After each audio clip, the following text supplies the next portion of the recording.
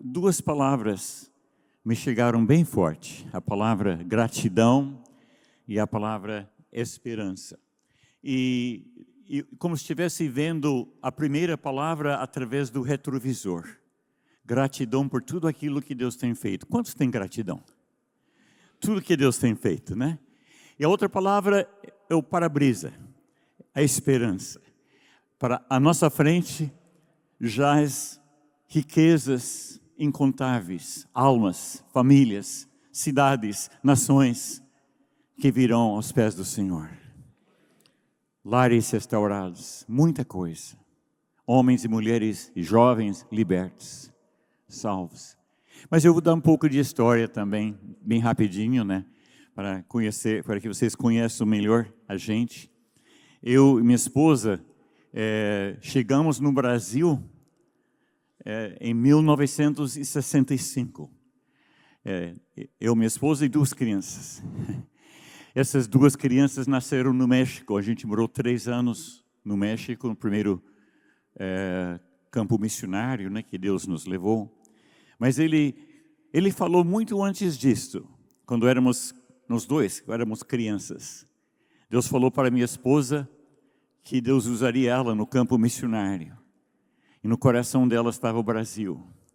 E quando eu tinha 7 anos de idade, Deus me deu uma visão da América do Sul, um mapa.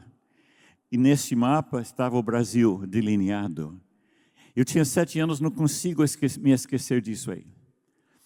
Agora, muitos anos antes disso ainda,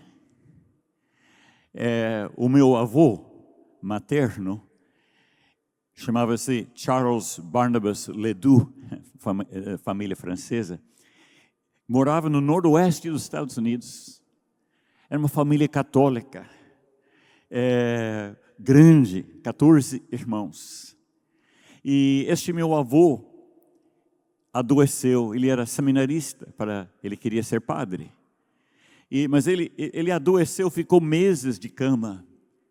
E depois 3 ou 4 médicos vindos da França naquela época, examinaram e disse que não vai sair dessa. Ele pegou uma pneumonia, que não tinha antibiótico na época, 1920 mais ou menos. E começaram um velório. Chamaram os vizinhos, chamaram os parentes. E no meio do velório, meu avô se levanta e sai para fora da casa. Todos os outros caíram. Não. Mas depois ele conta que quando ele estava sentindo a morte tomar conta dele, pelas costas e tomando conta dele, na frente dele apareceu Jesus. E diz que ele chegou com os olhos como chamas de fogo. Diz que quando ele tocou nele, instantaneamente foi curado e ressuscitado. E ao invés de ser padre, ele se tornou pastor. E graças a Deus.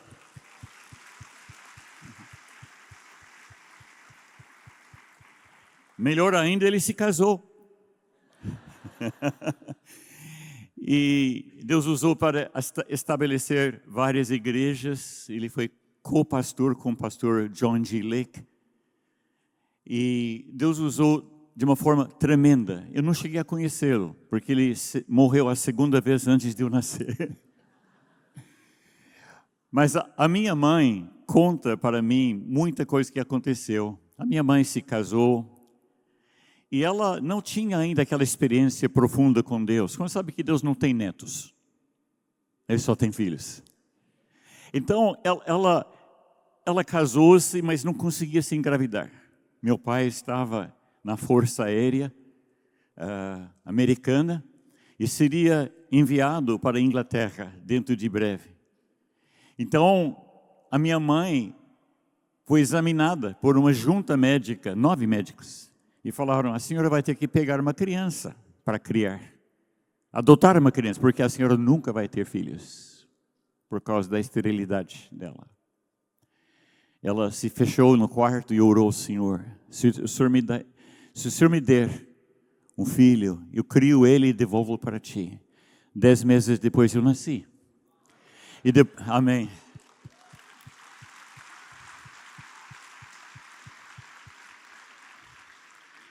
Depois de mim, mais 4. Tudo parto normal. Ela viveu para ver os filhos, netos e bisnetos. E hoje ela está na glória. Encurtando a história, eu creio muito no legado, não apenas para os nossos filhos naturais, que é uma bênção, e eu creio nisso. Nossos 5 filhos estão, todos eles no ministério. E nossos netos, acho que 3 ou 4 deles já são pastores também. Mas estamos crendo que os outros também, cada um deles vai ter um ministério. Não obrigatoriamente, mas dentro de um chamado de Deus. Então existe um legado que é passado, sim, de pai para filho, filho para o seu filho, etc. Mas, gente, há muitos filhos e filhas espirituais. Quem louva a Deus por aqueles que Deus trouxe na tua vida? E muitos de vocês aqui que estão, são filhos espirituais de alguém que te ganhou para Jesus, discipulou a tua vida, depositou em você um legado que não era biológico, mas era espiritual. Então estou crendo o seguinte, gente, estou crendo que aquilo que Deus começou em nossa vida vai perpetuar-se através das gerações, até a volta de Jesus. Eu creio muito isto. Estou crendo que estamos no início de uma mudança muito grande no Brasil. No mundo inteiro, mas no Brasil estamos no virar de uma página, onde Deus diz, eu vou começar algo novo nessa nação. E Deus está levantando um exército de jovens. Deus está suscitando crianças e jovens para entrar num nível de unção de graça como nós só gostaríamos de ter visto antes. Vamos ver. Mas Deus vai usar as gerações que estão chegando. Quem tem fé para isso hoje? Então, gente, com gratidão a gente olha no retrovisor. Mas com muita esperança estamos olhando pelo para-brisa. Porque na nossa frente há muita bênção. Há muita coisa boa. Quem concorda comigo? Eu queria compartilhar com vocês essa tarde o tema é a corrida da vitória. A corrida da vitória. Eu tenho um amigo meu que mora em Joinville. A gente morou 7 anos em Joinville. E este meu amigo já tinha seus 40, não sei quantos anos de idade. E ele nunca foi atleta nesse sentido, de correr, essas coisas, mas deu no coração dele que ele deveria começar a correr. Chama-se Clayton. E ele começou a treinar e correr. Não demorou muito que ele estava ganhando maratonas. Ele estava ganhando corridas. E uma coisa que achei bem interessante que ele disse, a minha maior vitória foi quando Jesus deu sua vida por mim e tomou o meu lugar na cruz. Ele entendeu que a vida dele tinha um propósito. Este propósito estava no coração de Deus. Eu quero dizer para vocês, gente, Deus tem um propósito. O que está no coração dele, Ele quer realmente colocar no teu coração. Ele quer que você e eu sejamos extensões da mão do Senhor, do propósito dele sobre esta terra.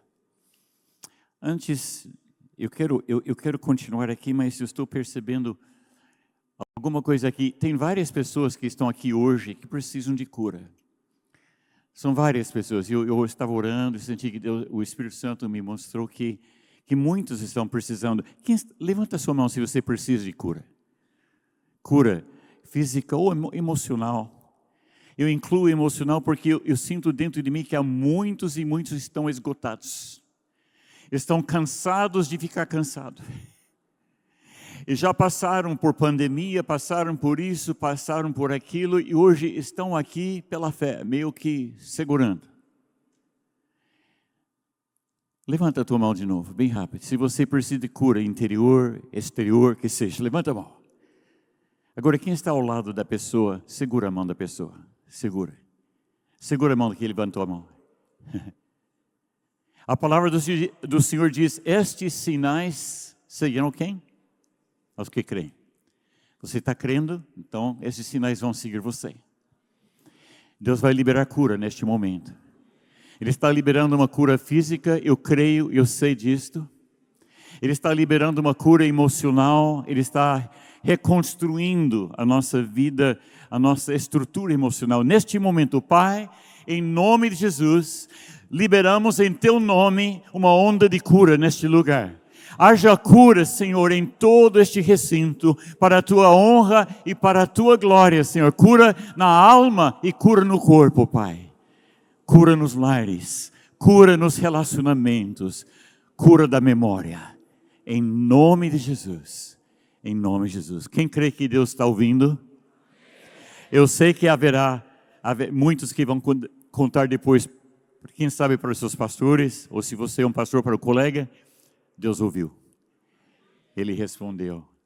Outra coisa que eu senti muito forte, são filhos que abandonaram a casa e abandonaram a igreja.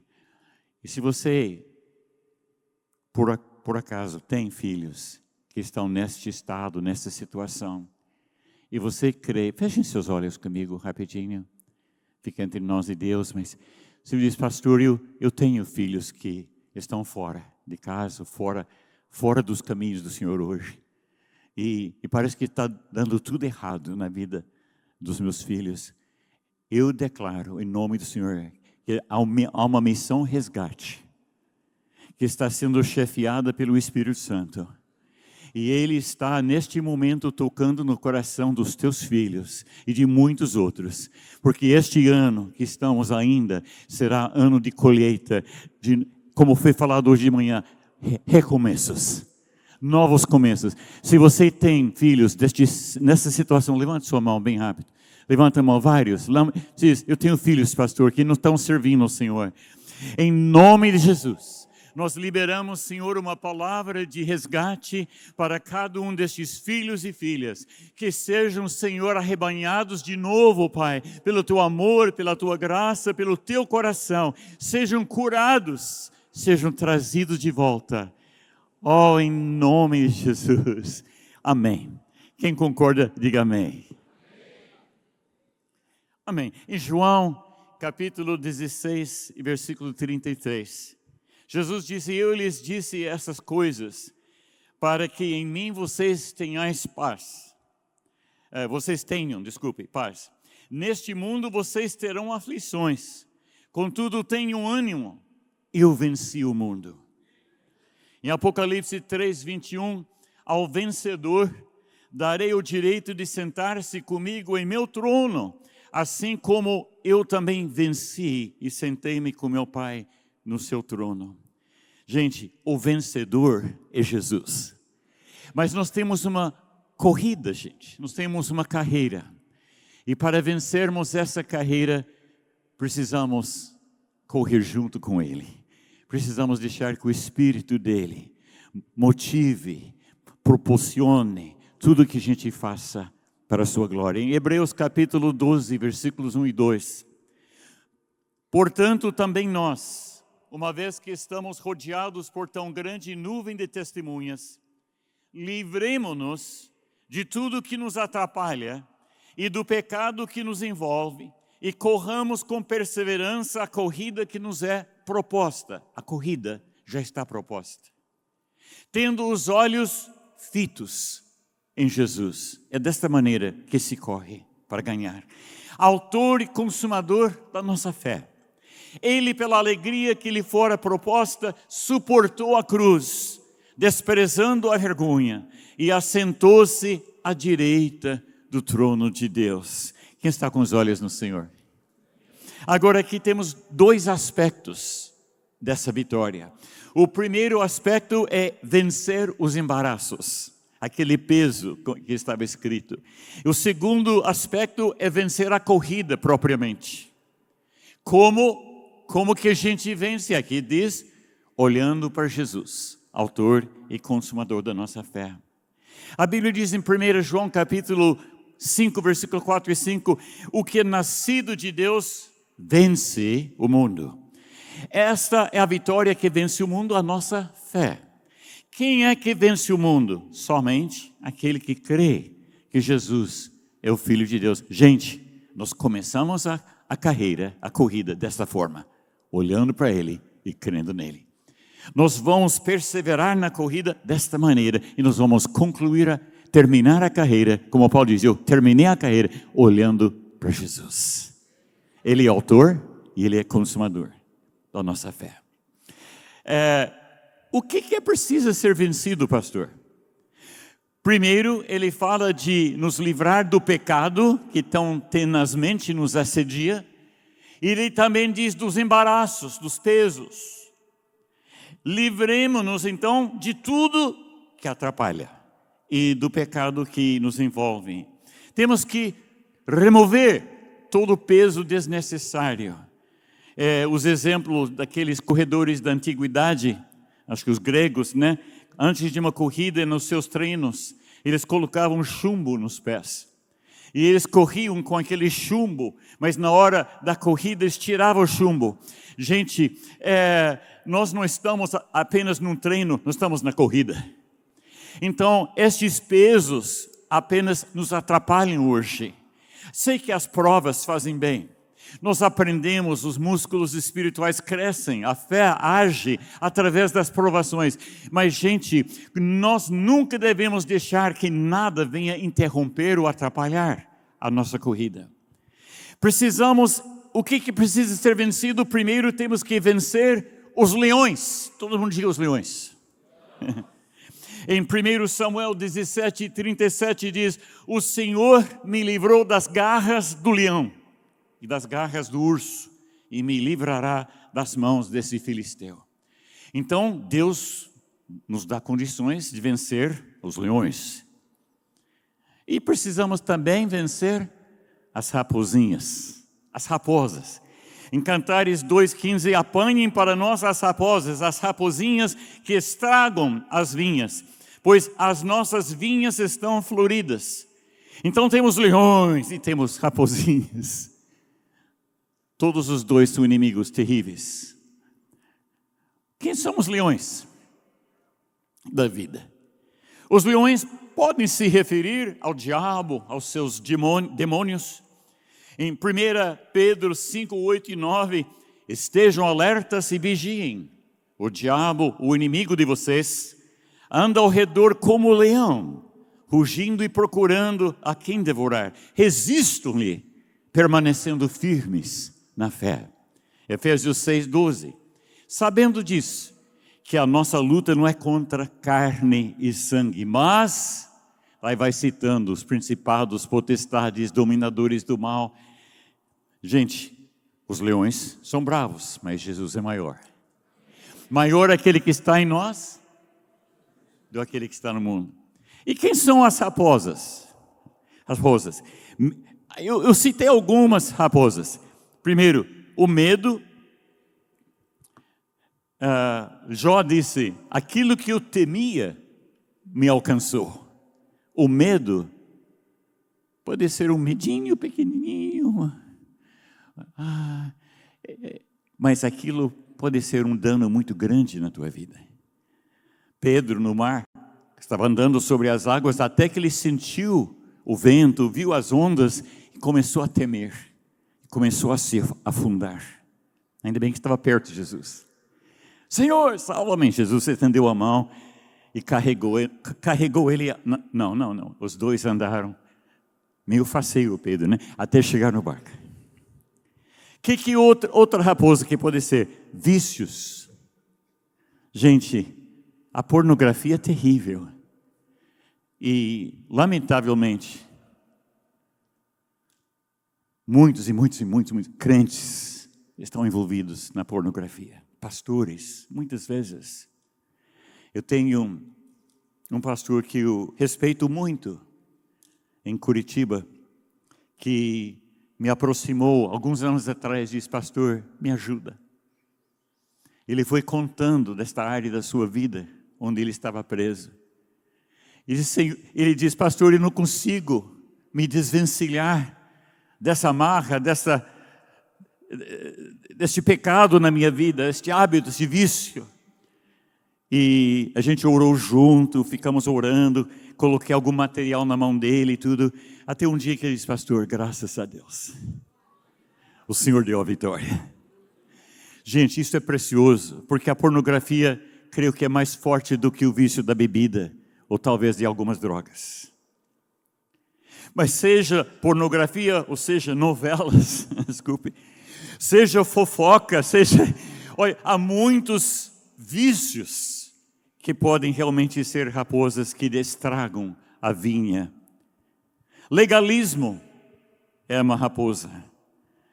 O livro de Gálatas trata muito bem disto. Gente, livre-se de ser religioso e seja um filho ou filha de Deus.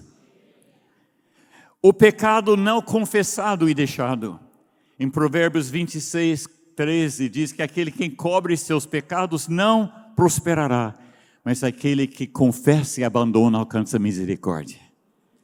A mágoa e a amargura também podem ser realmente peso, podem ser raposas em nossa vida, como diz em Hebreus 12, 15, não deixar que a raiz de amargura brote, porque não vai só te prejudicar, mas vai contaminar aqueles que estão ao seu redor, coisa terrível. Ciúmes, inveja, um espírito crítico, um olhar crítico, que obstruem a nossa visão. A preguiça, um pouco de fechar os olhos. Gente, que Deus nos livre das raposinhas. Quantos querem que a tua vida seja totalmente livre? Para corrermos a corrida. As raposinhas são pequenas coisas, mas podem crescer. Sansão cedeu pouco a pouco. Não era de uma vez só. Nós tivemos, quando mudamos para Curitiba, muitos anos atrás, 1981 mais ou menos, tinha na frente uma paineira. Aliás, atrás da casa, uma paineira, na frente tinha um cipreste. Eram árvores bonitinhas, mas cresceram. Você sabe que a paineira cresce? Cresceu e começou a colocar em risco a casa. O cipreste também tão bonitinho, mas cresceu. Gente, ficou acho que 2, 3 vezes da altura da casa. Precisamos cortar as árvores. As raposinhas são pequenas, mas eu te garanto, se tornam leões. Se não cuidar, se tornam leões. Pouco a pouco. Agora, vamos olhar para uma pessoa que foi muito citada ontem, hoje, Moisés. No livro de Êxodo, nós descobrimos um homem alquebrado e desgastado, com seus 80 anos de idade, e que se transforma num libertador do povo de Deus. E ainda durante mais 40 anos, ele serviria como seu líder. Tudo porque Moisés teve um encontro com a presença de Deus através da sarça ardente que foi tão bem ministrado para nós, ontem e hoje. Moisés, em Números capítulo 11, versículo 14 e 15, ele reclamou uma vez para Deus dizendo: eu não posso levar todo esse povo sozinho. Essa responsabilidade é grande demais para mim. E se é assim que vais me tratar, mata-me agora mesmo. Se te agradas de mim, não me deixes ver a minha própria ruína. Quem já chegou a este ponto? Alguns pastores, eu nunca cheguei a pedir que Deus me matasse, mas que Ele eliminasse alguns membros da igreja.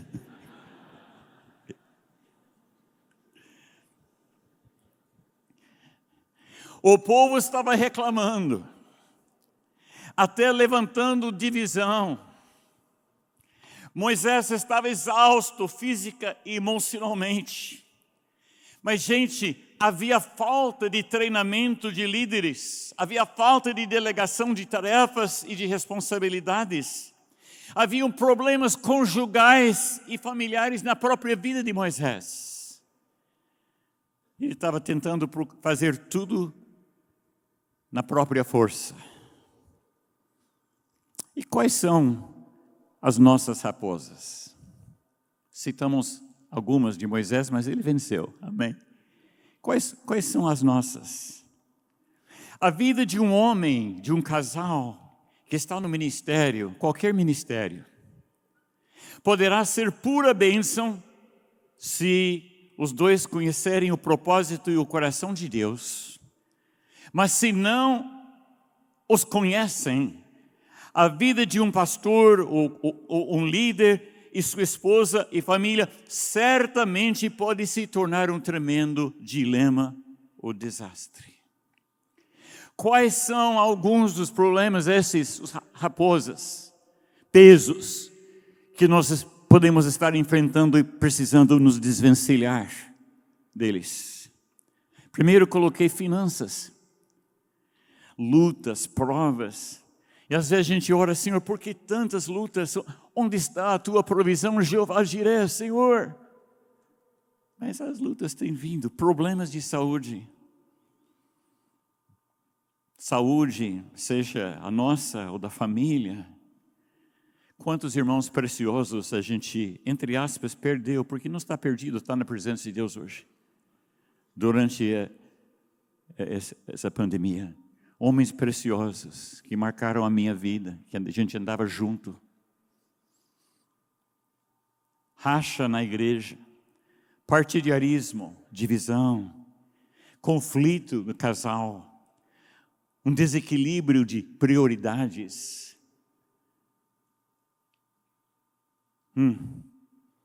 Filhos em pecado ou rebeldia, e isto refletido nos pais. Gente, eu não tenho como entrar em muitos detalhes, mas dos nossos 5 filhos, 2 dos 5 estiveram na beira de cair para fora, não só de casa, mas dos propósitos de Deus. Isso levou a gente a orar e buscar o Senhor. Mas uma vez chegou na minha casa um Fusca, com uns 3 ou 4 amigos meus, pastores de uma outra cidade, lá no norte do Paraná, que a gente morava. E chegaram em casa e disseram, que bom, irmãos, entre aqui em casa. E falam, não, Senhor. O irmão que vai entrar aqui no Fusca. Bom, já tinha 3 ou 4 lá dentro. Mas dei um jeito, né? E eles começaram a falar comigo, Tomás, você está ganhando o mundo das tripas ao coração. Você tem culto de rádio, você tem reunião de dia, você tem culto no sítio à tarde, à noite, sei lá, todos os dias tem culto, mas você está ganhando o mundo, está perdendo a sua família. Eles estavam sabendo que uma das nossas filhas estava indo nos barzinhos, nos boates, com as amiguinhas dela, eu nem sabia, eles moravam uma hora e meia de longe, sabiam. Eles foram embora, nem entraram em casa. Estava escurecendo, eu cheguei em casa, abri a porta, entrei na sala. Essa mesma filha estava na sala. Peguei pela mão e disse, querida, vem com o papai. E fomos lá em nosso quarto, pedi para ela subir em cima da nossa cama e eu me ajoelhei ao lado dela, segurando a mão dela, com lágrimas. Eu disse, filha, você sabe que papai ama vocês. Papai abraça, beija. E quando precisa fazer um investimento na poupança também, papai faz isso. Porque ama vocês. Mas eu quero pedir que vocês me perdoem, que você me perdoe. Porque eu tenho sido um pai ausente. Pastor e pai ausente. Daquele dia em diante, Deus começou a restaurar o relacionamento entre eu e ela. Levou um tempo, mas hoje ela é pastora. Aleluia. E mais tarde, passando um tempo, eu me lembro, a gente estava, um dos meus filhos, ele disse, papai, eu posso ir no acampamento dos jovens? E eu disse, claro que pode. E ele, então, na hora do acampamento, na hora do dia do acampamento, ele saiu com a turma, né? Mas uma coisa agarrou meu coração. Um peso tão grande que não aguentava mais. Onde a gente morava tinha um porão. Eu desci no porão e comecei a andar de um lado para o outro, e aquilo estava apertando o meu coração tanto que eu me ajoelhei e clamei, Senhor, Senhor, porque eu via ele pulando no lago de um trampolim, trapiche, aliás, e não saía mais d'água. Até que eu disse, Senhor, ele não é mais meu, ele é teu. E entreguei ao Senhor a vida dele. Ele voltou do acampamento. Eu perguntei, você pulou na água? Pai, pulei, pai. Mas ele saiu também. Mas Deus me ensinou algo, que a gente tem que entregar os filhos a Ele.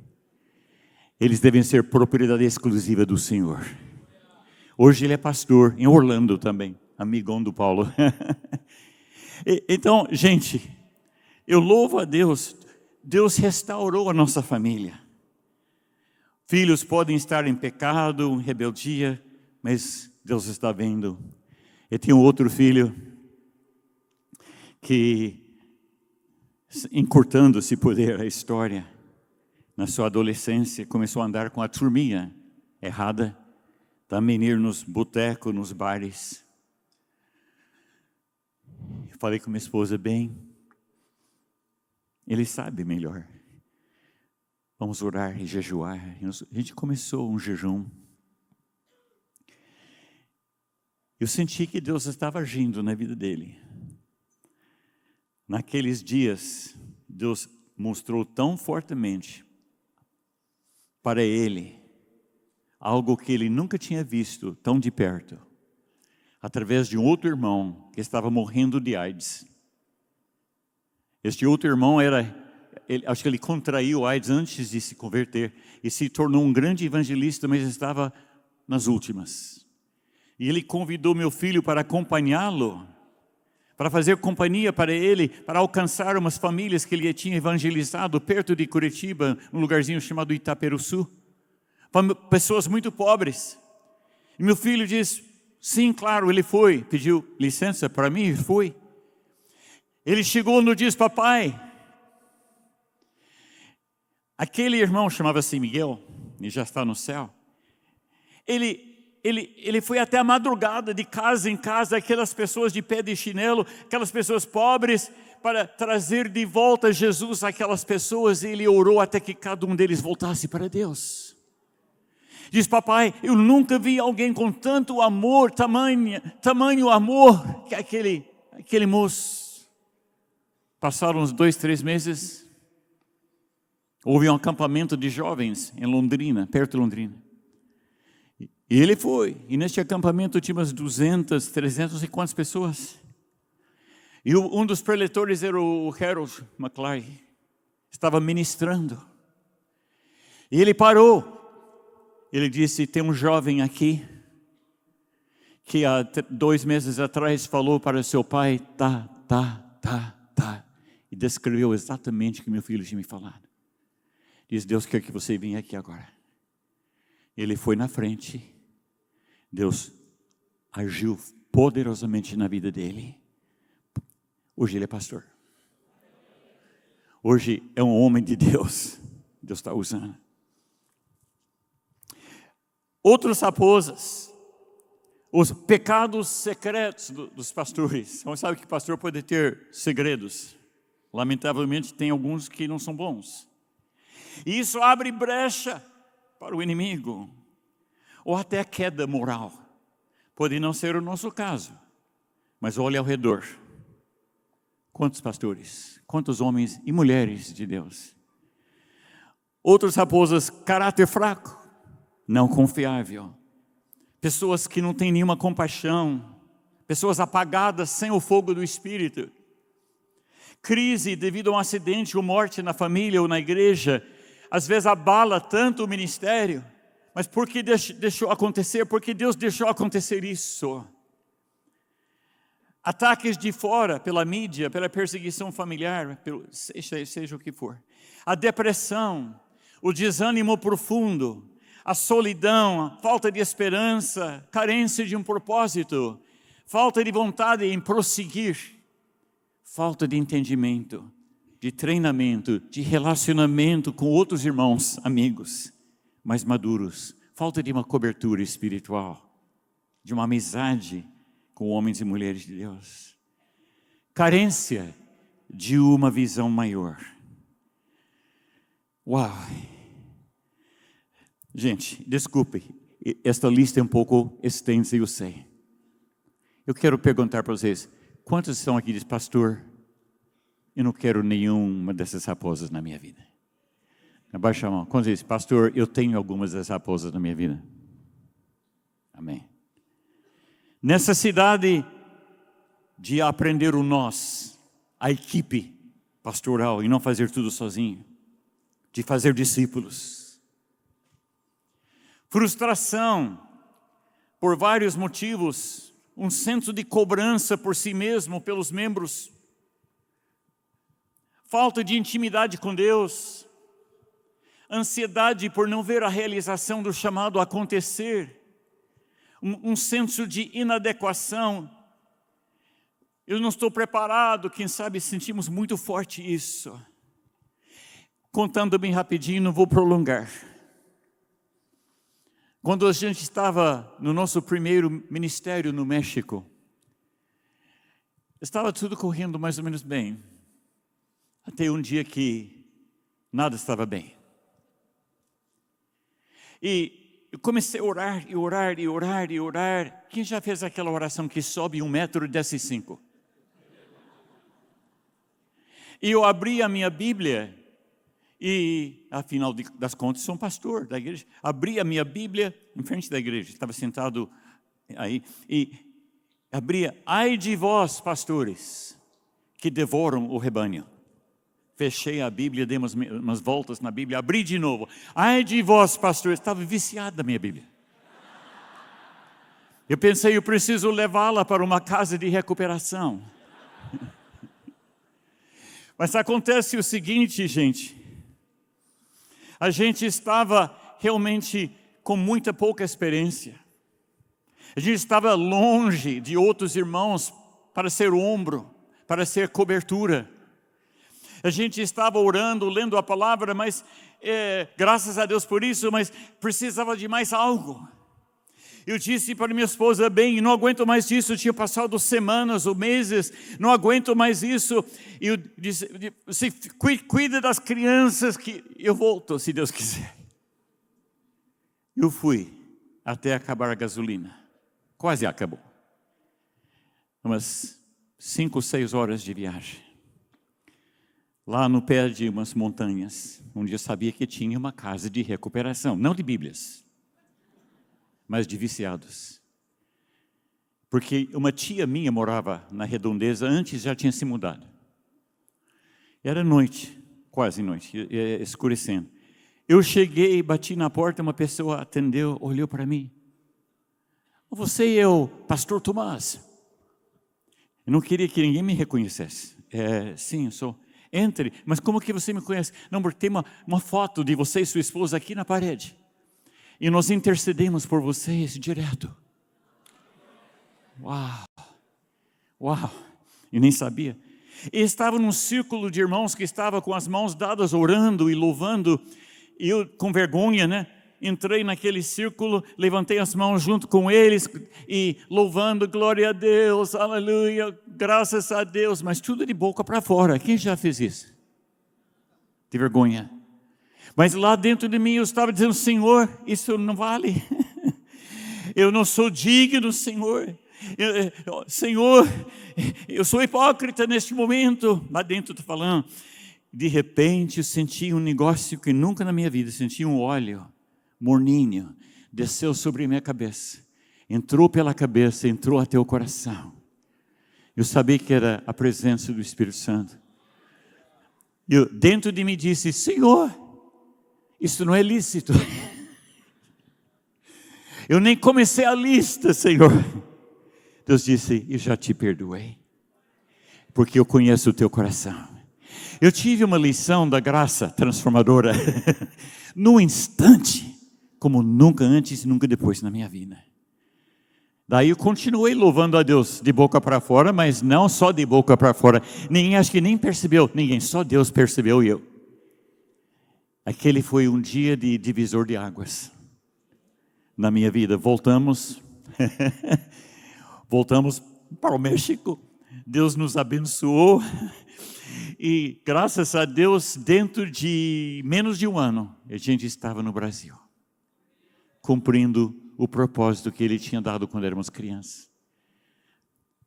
Eu não me senti nada adequado. A oração não resolvia, mesmo em línguas. Orando a Bíblia, lendo a Bíblia, também não estava. Mas por quê? Estava faltando algo. Estava faltando eu aprender que Deus estava muito mais perto de mim do que eu achava. Que Ele nunca se distanciou. Que estava me deixando passar por um momento de aprendizado. Ele estava tão perto quanto antes. E naquele momento eu tive uma revelação da graça de Deus. Quem sabe você está aqui hoje? Diz, pastor, estou nessa. Estou decepcionado comigo mesmo. Ou estou decepcionado com Deus. Quem sabe? Hoje vai ser um dia de Deus tirar esse chumbo dos seus pés. Vai ser um dia dessas raposinhas se mandarem. Cumprir aquele versículo que diz, perna para quem tem. Não está na Bíblia, mas é um bom versículo.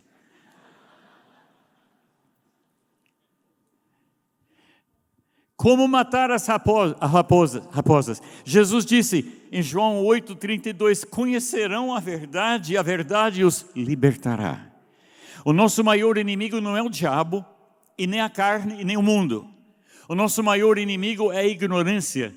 A Bíblia diz, o meu povo é destruído por falta de conhecimento. Oséias 4,6, quem falou isso foi o pastor Pio, lá de Curitiba.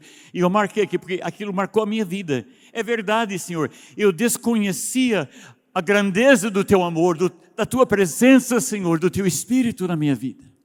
Hoje Ele está contigo. Hoje Ele vai matar as tuas raposas. Jesus foi à luta, Jesus foi até a cruz. Ele levou os nossos pecados, Ele levou os pesos também. Ele venceu o diabo, os seus demônios, Ele venceu o leão, Ele venceu as raposas. Ele venceu a morte, Ele venceu o inferno. Nós só vencemos e só venceremos também olhando para Ele. Havia um cântico muito antigo, não sei se você lembra aquela música, Um Canto de Vitória. Um canto de vitória em meu ser. Não, é do milênio passado. Mas dentro daquela música estava escrito, se olhar para mim mesmo, eu não posso acreditar. Porém, se olho a Cristo, já nasce em mim a fé. Em Apocalipse 12:11, e eles o venceram pelo sangue do Cordeiro, pela palavra do testemunho que deram, diante da morte não amaram a própria vida. Agora, gente, nós podemos terminar a corrida, porque Ele vence através da tua vida e da minha. Cutuca o vizinho e diga, Ele vence em você. Ele está vencendo de novo. Ele que recebeu as chaves da morte e do inferno, está na mão dele, não está mais na mão do inimigo. E Ele em nós que é maior do que aquele que está no mundo. Ele é maior do que o diabo, Ele é maior do que os demônios. Ele é maior do que a vida, Ele é maior do que a morte, Ele é maior do que as nossas batalhas. Ele é maior do que os pecados, Ele é maior do que as falhas.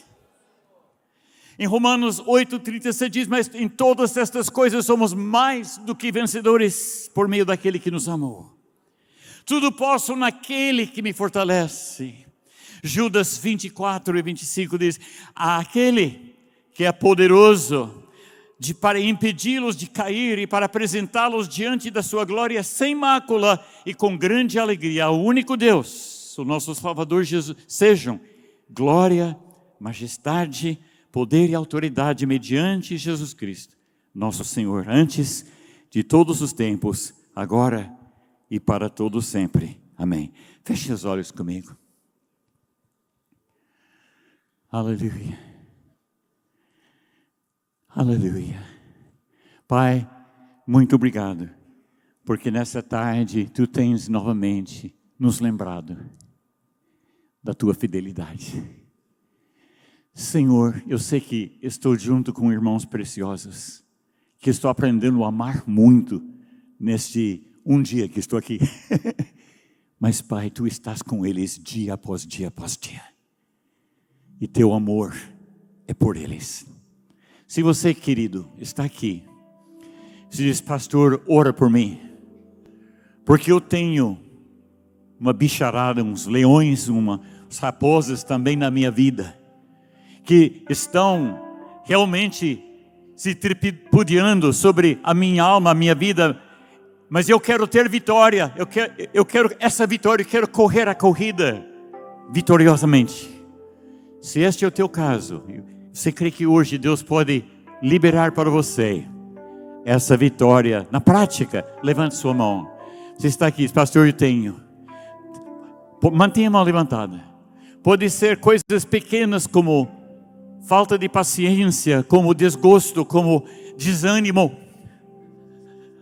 Pode ser pior, pode ser pornografia, desculpe falar, mas muitos têm esse problema. Deus me libertou anos atrás de problemas sexuais. E Deus pode te libertar também hoje em nome de Jesus. Se você tem qualquer problema que está é um chumbo nos seus pés. Você diz, pastor, eu não consigo correr direito. Quem sabe a preocupação, ou a culpa, o medo, não sei. Mas Deus vai tirar agora. Ele vai tirar agora. Levanta a mão bem alto. Bem alto. Faz o seguinte. Segura na mão dele pela fé. Aperta a mão dele. Aperta a mão do Senhor pela fé. Aperta a mão dele. Porque Ele está de fato apertando a tua mão neste momento. Pai, em nome de Jesus, nós te louvamos, Pai, pela tua fidelidade novamente. Olhando no retrovisor, dizemos obrigado, obrigado, obrigado, obrigado. Mas queremos olhar pelo para-brisa e queremos dizer a esperança que Deus não vai faltar em nada do seu propósito na minha vida. Mantenha a mão levantada, segura a mão dele. Diga comigo, Pai amado, em nome de Jesus, perdoa-me, Senhor, por todas essas áreas das quais eu preciso me desvencilhar. Toca em mim, em todas as áreas. Concede-me, Senhor, uma esperança tremenda do cumprimento do teu chamado até o final da corrida. Pode baixar a mão. Uau, uau, uau, uau. Eu quero profetizar sobre a tua vida. Uau. Irmão Sóstenes, Deus tem feito tantas coisas na tua vida. Eu fui muito ministrado só pela tua pessoa, ao seu lado sentado, e através do ministério. Mas Deus está dizendo que Ele está te equipando nesses tempos. O teu para-brisa está dizendo que há muitos discípulos novos que virão. E esses discípulos serão empoderados com a mesma unção, a mesma revelação que Deus tem te dado. E na verdade, eles vão fazer mais do que o irmão tem feito. O irmão vai ver seu ministério multiplicar-se além do que o irmão pode imaginar. Vai acontecer em nome de Jesus, eu creio. Quantos dizem, pastor, eu quero isso para mim também? Eu quero que Deus multiplique na minha vida discípulos e discípulas. Eu quero ver Deus levando para frente realmente uma posteridade espiritual que faz mais do que eu faço. Levanta a mão bem alto. Diga, em nome de Jesus, eu recebo isso. Em nome de Jesus. Obrigado, Pai. Amém. Obrigado, queridos.